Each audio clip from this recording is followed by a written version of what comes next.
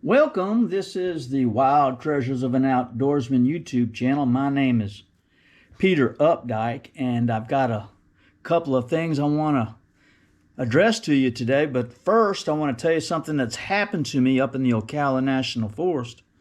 I was deer hunting, I guess it was Friday.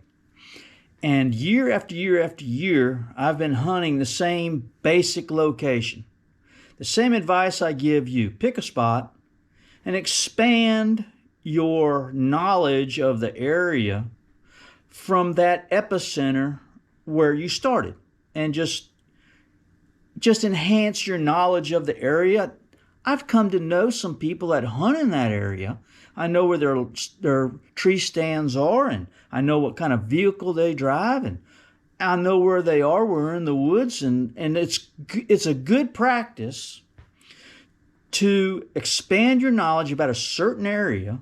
As time goes by, I've been hunting the same group of block of woods. I started out with one block of woods, and it turned into two, and it turned into three, and now I'm into four, and I've got maybe a half a dozen good spots that I really like to hunt. I've got the trees marked on my GPS, so if one spot is taken by a vehicle on the outside chance that there's somebody there, well, then I can go to the next one and be just as happy. I've seen deer in all of those places. So yeah, where I've been parking my truck, there's something really strange been going on. This is the fourth year in a row. So I get back to the truck, I guess it was Friday, and I was going to go hunt in my ladder stand. I took my climbing stand and I hunted the homeless shelter. I went from the homeless shelter back to the truck, and it was dark when I left the truck, and I took my buggy and my tree stand and I went up the trail to my tree. And when I came back, I saw what appeared to be a very large, very recognizable because of several different factors. Not just the size of the track, but the location of the track and the time of season that the track appears. This has happened. This will be three years, but this will be the fourth season that on the last week of the deer season, this particular deer has come out of the same trail, walked the cross roads of soft sand, and disappeared in the green on the other side. I've seen this same track, seen this same come out of the same trail, the same week. I've been hunting there the whole season. I've not seen his track. I've seen plenty of other tracks. I'm a track junkie. I stare at them things and I study them. I don't run trail cameras. I could be wrong, but I don't think I am. That there is a deer visiting that block of woods, and I'm believing he's a very mature, dominant deer. I believe he comes out of Juniper Prairie and he enters that block. And then he comes down through some of those trails that he's familiar with, looking for those. And then he crosses right where I park my truck. Of course, all of this is nighttime activity. I can't help that, right? All I can do is go get in my tree, sit in likely spots. Maybe I see him, maybe I don't. But this intrigued me so much that I have made a casting of his track, and here it is. I don't know how well you can see that, but I always carry a little bit of Loctite because like I said, I'm a track junkie. I find a good bear track, I like to make a casting of it. I find a good deer track like this one, and that's exactly what this is. This is his track. Now it's pretty big. It's pretty dramatic, and he walked probably 50 or 60 yards down through that soft sand before he got to where I parked my truck. Of course, my truck wasn't there. I don't want you to think that. I believe this deer made these tracks at 4 o'clock in the morning, and I just pulled up there, and I didn't see him because it was dark. And then when I came back, lo and behold, there they were. And of course, it was the same track in the same spot, same week for 4 seasons in a row. How's that happen? Is it my imagination, or is something going on here? But I made the track, the casting of the track, and I have it here in my hand now. I'm a student of wildlife. I am a self-proclaimed, self-made biologist by virtue of being a hunter. I love the outdoors. I love the things of nature, and I invest myself in those things, and I encourage other hunters to do the same. So, with that casting, I have made prints, and here's one of them. So this is my Ocala National Forest dream buck that lives in my mind. He's a real deer, for sure. But is all that other stuff for real too? I don't know. But what if it is? Anyway, I'm going to be at the True Heart Ranch on February 4th. I'm going to have my Wild Treasures of an Outdoorsman set up there. I've got a table and a little sign there that says Wild Treasures on there, and I'm going to be peddling some of my books.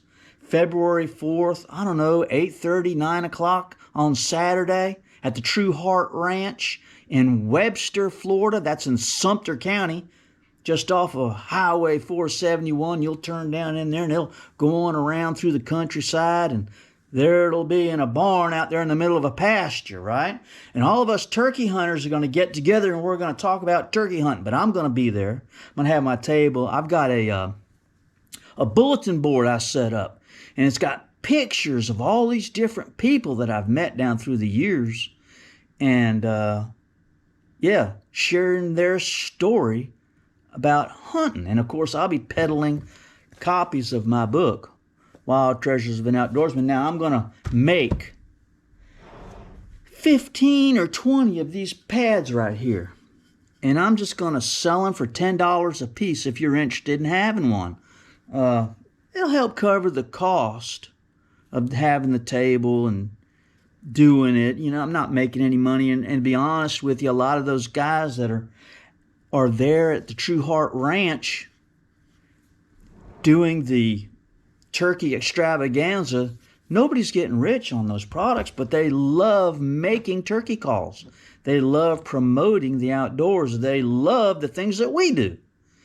So going and meeting those people and talking to them, and my buddy Kevin Vaughn will be there and a bunch of other folks, and yeah, I'm looking forward to seeing all of them again. I saw them all last year and really excited. If you didn't make it last year, I want to encourage you to come. If you made it last year and you want to come back, I wish you'd come back, and let's talk about deer hunting. Let's talk about turkey hunting. Let's talk about wildlife management areas. Let's talk about what's new on the calendar and what your plans are and what my plans are. There's a lot to talk about, and I'd love to meet you and shake your hand. I get a lot of subscribers commenting and people buying the book, and yeah, I feel like I've kind of got a little thing going here, and I'd really like to see you at the True Heart Ranch. And if you want one of these pads where there's a story behind it, you can take it home, and what you'll do is you'll become a student of wildlife. You'll be looking at that, and you'll know what an Ocala National Forest buck track looks like. You won't need a trail camera. Not that there's anything wrong with trail cameras. I don't use them. Maybe I will. But right now, I never have. A few acquaintances that people that hunt with me, yeah, there's a picture of a deer. Wow. You know, and that's about as far as it's gone.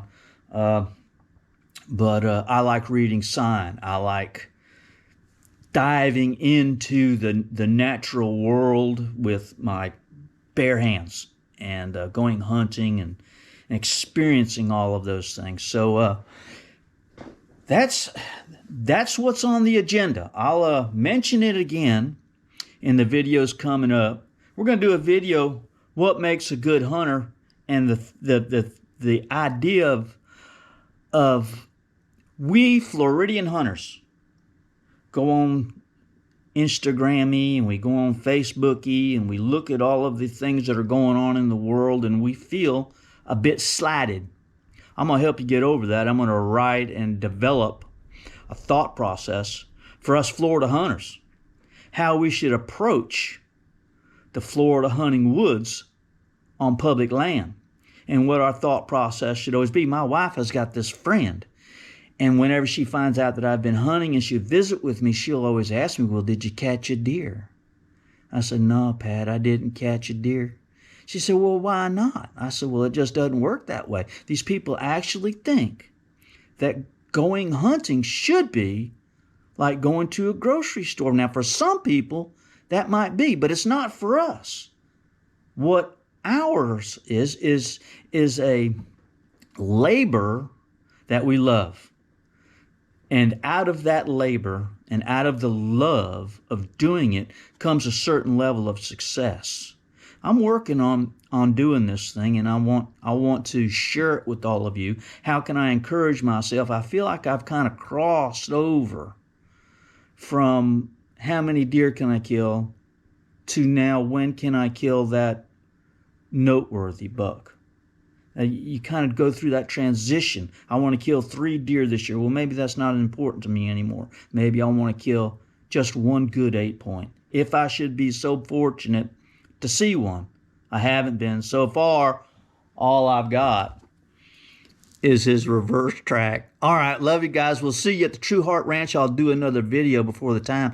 Maybe I'll get the address in case you need the address. But nowadays, all you got to do is say it in your phone and blop it on there, and it'll come right up, and it'll even tell you how to get there.